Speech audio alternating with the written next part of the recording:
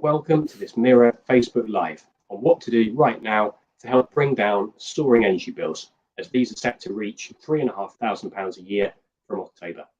I'm Sam Barker, a money reporter here at the Mirror, and I'm hugely grateful to be joined today by consumer champion Will Hodson from How to Save It. Hello, Will. Hello, hey, Yeah, Sam, pleasure to have you. So there's been endless predictions about the future of energy bills, but tomorrow we're going to be getting the gospel truth on what these bills will look like between October of this year and January of 2023. Unfortunately, it does look like we're going to be looking at a substantial increase to all of our energy bills. So what we're going to do today is break down what you need to know about rising energy bills, how to save some money on these, all of the do's and don'ts right now, and everything we know about the likely future of all this. But we're also here to answer your questions. So if you have anything at all you would like to ask us, or you just want to have your opinion heard, please do feel free to post in the chat. We monitor this and we will do our level best to get around to as many of you as we can. So Will, perhaps if we get things going, what is likely to happen with the Ofgem price cap from tomorrow, please? And what is that likely to mean for our energy bills? Yeah, I mean, I don't think this is the kind of thing where you have to issue a spoiler alert, Sam. We can be pretty certain that bills are going to be going up again. So the predictions are that we're going to go from where we are at the minute, which is just under £2,000 per year for the average bill, to more like 3,600. I'm afraid there's no real sign of that stopping or letting up. There's going to be another price cap review in January where the experts are predicting it's going to go up once more, and this time more towards £4,600. That's and it's a pretty sobering kind of figures. And obviously, what we're talking about here is average energy use. So obviously, how much the individual household gets charged may vary slightly. But even for sort of an average household using an average amount of energy, these are some of the sums which are being mentioned, and there are some even more kind of outlandish predictions, unfortunately. But what we're going to find out tomorrow is the Ofgem, the official kind of gospel truth from Ofgem on what the price cap will be from October the 1st. So they sort of announce it slightly in advance. So all the headlines that you're going to be seeing tomorrow, if you're tuning in watching this, all the headlines that you'll be seeing tomorrow would be what your energy bill would be for an entire year if the price stayed at the level that it did from October until January. Obviously, as Will mentioned, there will be another review in January because Ofgem has sped up. It used to do these reviews twice a year, and it's now moved to doing them 4 times a year. So in the future, we're going to move on to perhaps some of the the predictions about energy bills in January. Because it's a little way off, it's a little bit more difficult to work that one out. But there are some predictions floating around, and we will definitely get onto that. So, well, in terms of some of the things which people might be able to do today, when's it a good idea to sort of take a meter reading and sort of submit it to your energy company, and how does that help us? Take a meter reading before the price rise kicks in. That's the important thing, because not only are the prices going up, but they're going to be going up at a period when we use that much more energy. October is when people turn their heating back on. We spend a lot more time at home, make more use of your lighting as well. So get it done before the new price cap kicks in October. As long as you do it before then, I think you've done the right thing. That's great. And it's worth mentioning. So the last time the price cap went up, which was April, there was a rush of people who were doing what they should do, which was taking the meter reading, going and submitting it to their energy company. And what happened was people were doing this in such huge numbers. The energy company websites weren't set up to deal with it, and a lot of them, I believe all of them, actually crashed kind of in the morning. And this created a bit of chaos, which lasted for a couple of days. So I mean, what happened so basically, don't be surprised if this is what happens tomorrow morning, is what I would say to anyone watching this. People are very likely to be flocking online and kind of giving their meter readings. Unfortunately, there's so many of us and so few energy companies now that their websites do kind of buckle a little bit under the strain. So don't be surprised if you run into trouble, maybe this evening or tomorrow. When this happened last time, the energy companies have apologised. They said we're going to extend. There'll be a sort of a grace period, if you like. So if you took your energy meter reading before the price cap rise, we will honour that meter reading when you are eventually able to kind of log on, and kind of give it. So that's not a done deal this time, because they haven't yet said anything to us suggesting that that will be the case. But just to be aware, there is very likely to be maybe a little bit of kind of technical glitches tomorrow morning. If there are, then hopefully there will be a bit of a grace period. And so, Will, obviously, what we're talking about today is the future of energy bills, which is likely to be considerably larger for most households. Most households now, obviously, they're on variable rate energy deals. So the less energy they use, the more that they will save. So what are some of the best ways that we can reduce our energy usage now, please? Well, you've got a few points. I'd sort of separate them into things you can do right now, which are for free, and then things which take a bit more money, right, and takes a bit of investment. But the important point to make, Sam, is the returns on your investment on insulation, energy efficiency of any kind will never be so high as they are now, because the cost is significant, for many of us to invest in energy efficiency and insulation, but we're now saving money on gas and electricity, which is much, much, much more expensive. If you can't do that, start off with things like, go to the boiler. If you've got a combi boiler, you can turn down the temperature of its flow. That can save you a couple of £100 per year.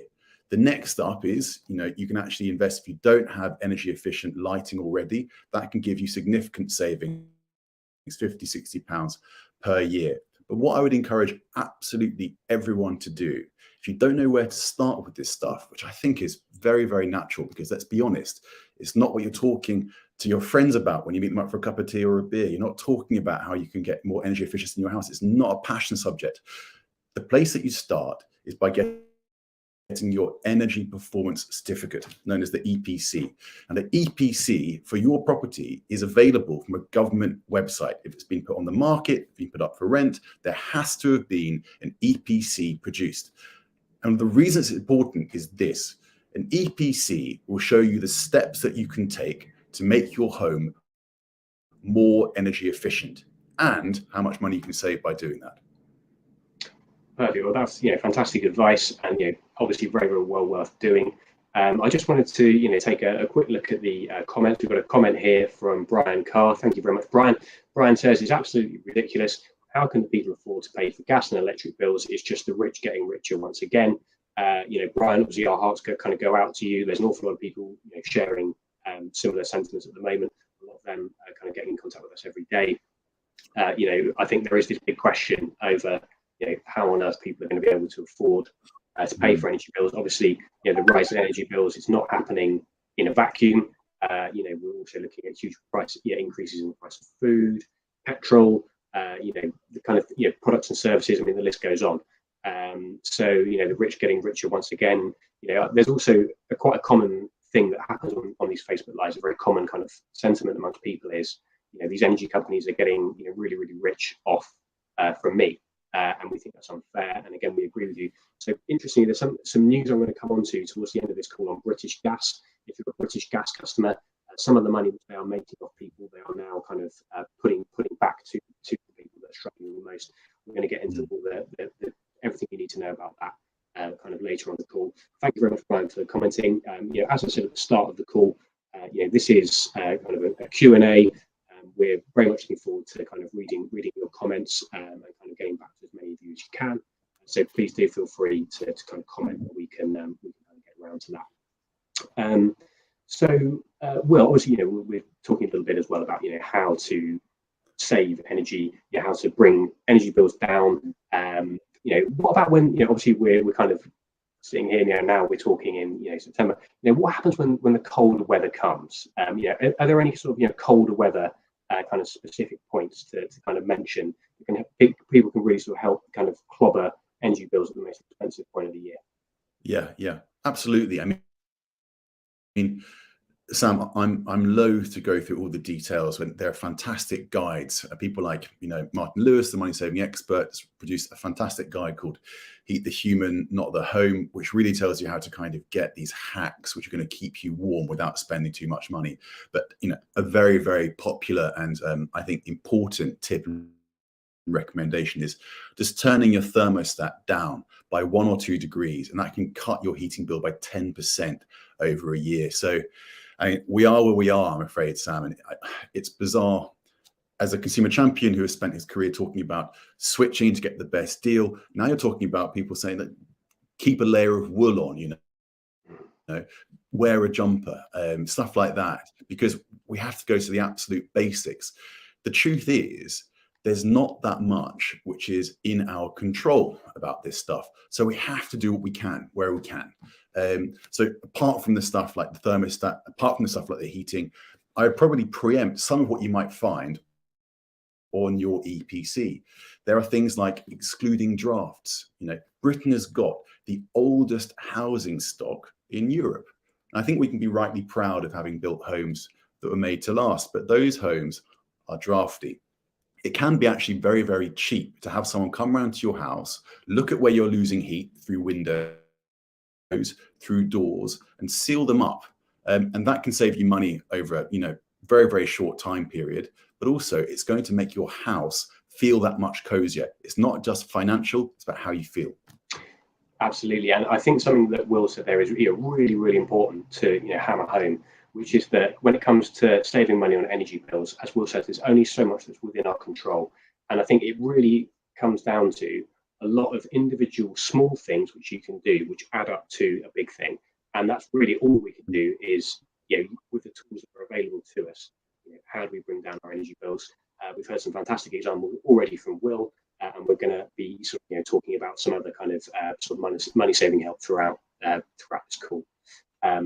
So I also just wanted to move on slightly to talking about the future of energy bills. Obviously, we spent some time on this call talking about what is going to happen to energy bills from October. Obviously, we're then looking at future price cap reviews in January. What is likely to happen? I mean, I know it's a little bit of a way away and no one's got a crystal ball, but what do you think is likely to happen with energy bills in the new year, please? I'm afraid all the predictions are, Sam, they're going to keep going up. And it's worth taking a moment to just explain how we've got ourselves in this situation. Because a lot of us think energy is hugely complicated, difficult to fathom what's going on at times. In some ways, it's quite straightforward. So here's what we need to understand, right? We're in this position with sky-high bills because we get most of our energy from gas. And I'm not just talking about what comes out from the hob. I'm not just talking about what you use, to heat your radiators. I'm talking about how we get our electricity. About 45% of the energy that we use as electricity has come from gas. Gas has skyrocketed in price. Something like it's gone up 700% since the beginning of 2021. The reason for that is very largely because of the conflict in the Ukraine. And tragically, that doesn't seem to be at the point of ending anytime soon. So we're in a situation where our energy comes from pretty much almost 50% gas, our electricity, and then about 30%, getting up towards 30%, is from renewables. Now, renewables are cheap and getting cheaper. What we're looking to do is wean ourselves off as a country from expensive fossil fuels like gas and getting more of our energy from domestic sources of energy, which are also under our control, so they're secure, which happen to be renewable too. And there's also, of course, a role for nuclear, which is finally beginning to come on stream for Britain towards the end of this decade. Perfect, great, and it's really good to know that the direction of travel with kind of being sustainable with our own kind of energy is kind of upwards, even if we're not quite there, yet. Now, just wanted to turn again to the comments. We've got an extremely spicy comment here from George Woodcock. Thank you, George. George says all energy companies should be renationalised, and I mean now. Take the profit off them now. They've been ripping us off for decades. Enough is enough. Say what you really think, George. Well, I think it's it probably won't surprise you to hear, George, Mirror journalists, there's an awful lot of people that kind of share your views. I think what is particularly interesting is that if you look at countries where the government takes a greater stake in energy companies, for example, France, the scale of the bill rises that they are seeing is far lower than ours. So I think we can, there's probably a few people on the call that would sort of disagree with these kind of sentiments, and when you're comparing countries, it's very difficult to compare like with like. But I think there is always an argument.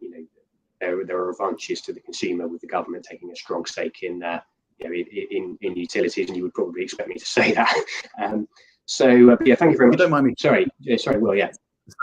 I mean, it's an interesting one from George, because look, I've been in energy for a decade, and for the most part, I've been looking at the big energy companies overcharging their most loyal customers by 40%.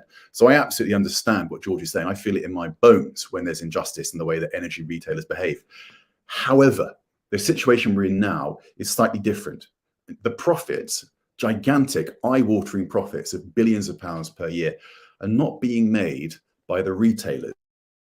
It's not being made by an energy supplier like British Gas. It's being made upstream. It's being made by the energy producers. If you're producing gas, you are making money hand over fist. So if we follow George's policy, and I think we're all open for ideas at this point, what you'd have was the government taking control of certain energy companies, like, great, we're not going to rip anyone off, we're going to be fair, and I'm sure they would. But they've still got to get their gas from somewhere. They've still got to get their energy. If they're paying the sky-high prices that energy suppliers, private energy suppliers have to pay as well, the truth is we're in the exact same position, whether those energy companies are nationalized or stay in private hands as they are. So the problem and the challenge goes back to what I said a moment ago. It's upstream. We are beholden to producers of energy, and those energy prices are sky high, which is why if you're looking to intervene with energy companies, the way you can get some kind of redress, some kind of justice, is through windfall taxes. That's what's being used in large part to give the support and the targeted support we've seen announced by Rishi Sunak back in the spring. It's also through windfall taxes that Keir Starmer said that he would fund an energy price cap freeze. So I think that's what we have to look at. I know we're all very familiar with the brand names that land on our welcome mat with not so welcome letters with huge bills, whether it's British Gas, Scottish Power. But the truth is the ones making all the money are further upstream, Centrica, etc. That is a fantastic point. And for anyone who doesn't know, Centrica is the company that ultimately owns British Gas, amongst other kind of investments. So I think it's definitely a question of being angry. I think there's a lot to be angry at in this situation, but being angry at the right things, I think is really important. Now, just sort of talking a little bit about some of the things that we've picked up on kind of in our travels as journalists. We've encountered a few people who said, well, if I've got a gas meter and I've got an electric meter, if and a lot of the cost involved is the cost of gas. So if I remove my gas meter, I can prove to my energy company that I am using no gas, and therefore I should not have to pay my gas bill, and I should not have to pay the daily standing charge, which is the fee which consumers pay regardless of their kind of energy use. So we sort of heard this from a couple of people, and I imagine it's kind of doing the rounds on social media, things like this. I mean, well, to people who are talking about, removing their gas meters to try and bring down some of their energy bills, is this a good idea? Well, Sam, I think for people in our position, who work with these things every day, I think you have to say, one, you understand the frustration that would drive someone to want to remove and rip out their gas meter, but you also have to say, please don't do it. Right? That is not safe. And in most instances, it's not going to get the result that you want. I'm afraid that the solutions, or like the best that we can do, is follow the tips that are out there about how you can reduce your gas usage. And that's more or less what we've just discussed. So I'm afraid, Peter, I can't, with good conscience, encourage people to get rid of their gas meters. Yeah, no, I mean, it's actually fantastic advice there from Will. And I think, obviously these are, I think I'm right in saying that your gas meter isn't technically your property, even if it's on your premises. So, you've right. Kind of got this to think about. And of course, if you really don't know what you're doing, it's potentially quite a dangerous thing to do as well. It's definitely not advisable. So, well, should the government, I know this is something that's quite dear to your heart. Should the government be doing more to help people, encourage them to be saving energy and therefore money? Yeah, big time, absolutely. I mean, it's worth saying, Sam, there's a bit of a vacuum where you'd expect to see policy statements, reassurance from the government, because we've got a bit of a lame duck government at the minute. All the power is in a Tory, leadership contest, which is why in that vacuum you've seen suggestions coming from Labour, from the Liberal Democrats, from Gordon Brown, former Prime Minister. You're even seeing Scottish Power, British Gas coming up with their ideas about how they can help people. There's no doubt about it. The government is going to have to help. And I would divide what they can do into three areas. You've got what they can do in the short term, what they can do in the medium term, and what they can do in the long term. In the short term, there's just no way around the fact that people don't have the money to pay the bills that are going to be landing on our mats, right? So what you need to do is to reduce it, to bring help. And now I know that the Mirror have got a fantastic campaign about freezing the price cap now. There is a huge debate to be had about how best we get support to people who need it most. But that has to be done. It's worth saying that what's in place at the moment, by which I mean £400 for every single account holder in the country, £650 uplift in benefits for people, £150 off council taxes for people in certain bands. That support was given when we expected the price cap to go to £2,800. It's going to go to £3,600 now, right? We've almost seen twice the lift from where we are, of about £1,900 now. So if that was what was appropriate, the £400 for every account, if that was what was appropriate when we thought it was going to go up to £2,800, well, now it's going up to £3,600. I think it's time to review those numbers again. So that's the short term. In the medium term, you've helped people to pay their bills, right? You've given them some kind of credit, you've given them some kind of support, which is completely essential. In the medium term, you help people to use less energy. Right? I would refer to this as a national insulation scheme. And it goes back to what I was saying, we've got the oldest housing stock in Europe. We need to make our homes more energy efficient, and government has a role to play in that. There's been a couple of attempts at it over the last decade. Frankly, Sam, and you'll know this as well as I do, they've been fluffed. It's time to get it right, and to help people do this, because I don't know about you, but I don't think that anyone has taken energy efficiency as seriously as they do now. So I would expect the government to help households invest in that. And then you've got the long-term stuff. Long-term, the truth is, while we've got an energy mix, which is so largely based on hugely expensive gas, our energy is going to be very expensive. No matter if you use less of it or more of it, it's just going to be super expensive. So the government needs to make sure that we're still investing in renewables. And also, if we need to have energy that we can count on when the wind isn't blowing, when the sun isn't shining, we need to kind of get those nuclear plants online without delay. I mean, fantastic. I mean, there's just absolutely so much to, to kind of dig into there. But we're talking, short-term help for people who are struggling, through to, longer-term kind of insulation schemes to bring down energy bills, through to, sustainable energy sort of controlled by this country, from this country, to help have more control over that in the future.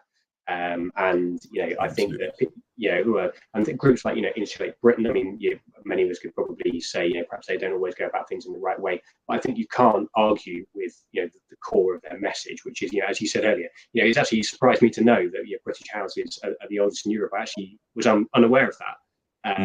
But I mean, I'm living in one now, and Victorian kind of cottage, and it's definitely come the winter months, you do feel it. So yeah, I think it's very interesting kind of to think about how old our houses are. We just take it for granted. So I just wanted to just turn quickly to a comment here from Susie Bauer. Thank you very much, Susie. Susie says, scary. I think it's so bad for people's mental health. Financial pressures are so bad for good health. How are people with no savings or ill health going to afford their bills? Pensioners, as the pension triple lock did not happen. A Tory government does not care. So yeah, again, probably very sorry to hear this, Susie, hear of your situation. Thank you for commenting. It's a very brave thing to do. I think that there are an awful lot of people where they're not getting the help they need, and a very common sentiment that we hear on these Facebook Lives is, I fall down the cracks, for example, of some of the government schemes that have been set up, all of the kind of current financial help available. I mean, even if you're eligible for it, as Will said, it's not really enough. As he said, it's all based on where we thought energy bills were going to be. We're now looking at a much worse case scenario, so the government really does need to step up and offer some more help. We're looking at a new Prime Minister on the 5th of September. I can only hope that more energy bill help, cost of living help is coming from the new administration, and that they plug some of the holes in the existing scheme. So the triple lock, I mean, I don't know if this is any consolation for you at all, the triple lock will be coming back from April of next year. And it could be quite a large increase because, without kind of going too far down the pensions rabbit hole, at the moment we've got very high inflation, which is bad news for the pound in our pocket right now. But because the level of the state pension every year is tied to inflation, amongst other things, if inflation is very, very high, which it looks like it will be, then you'll be looking at a large state pension increase next year. However, there being no sort of silver linings at the moment, unfortunately, in order to get to that state pension increase, you've got to deal with all of the high costs now, which are pushing inflation up. Just to say, the state pension triple lock, it will be coming back next year, and it could be quite a chunky kind of increase. So if there's any kind of good news, then perhaps it's that. Now, I just wanted to take a moment to kind of mention something which happened this morning, which I think is going to be really interesting to a lot of people on this kind of call. And this is to do with British Gas.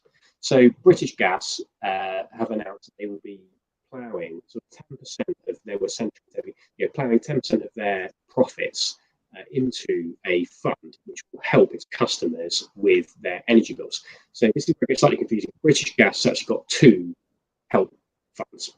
So one of them is for its own customers, and one of them is open to everybody. The one that was open to its own customers has been on and offline more than once, basically because they put money in, money's been spent, and it's been closed to new applications. So the news today is that if you are a British Gas customer, from the 12th of September, they will be reopening this help scheme. If you are eligible, there are a few kind of boxes you've got to tick. Unfortunately, it is aimed at the most vulnerable. So, for example, you've got to have no more than £1,000 in savings, for example, to be able to kind of access this scheme.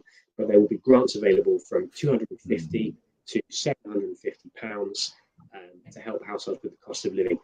Unfortunately, this is a one-use deal. So if you have ever turned to British Gas for energy help as a customer before, you will not be able to apply again. But it's also worth mentioning that it ticking away in the background, British Gas has had a scheme which anybody can apply to. Again, there are a few things which you've got to kind of qualify for in order to get it. It's called the Individuals and Families Fund. You can apply for it on the British Gas website. It's a very similar deal. You can apply for kind of grants if you're in a vulnerable or hard-up situation, really struggling with your energy bills. Now, I'm just conscious of the time, and I think it's around almost everything we've got time for today. I wanted to say thank you so much for tuning in. I hope you found it helpful. And thank you also to Consumer Champion Will Hodson for breaking down this complicated subject, getting stuck in with the big issues. It's really, really appreciated, and I hope everybody found it really helpful. Thank you, Will. Privileged to be here. So we're going to be back. Thank you very much, Will. It's an absolute pleasure. We're going to be back next Thursday at 1 o'clock with another cost of living Facebook Live, and I hope to see you all there.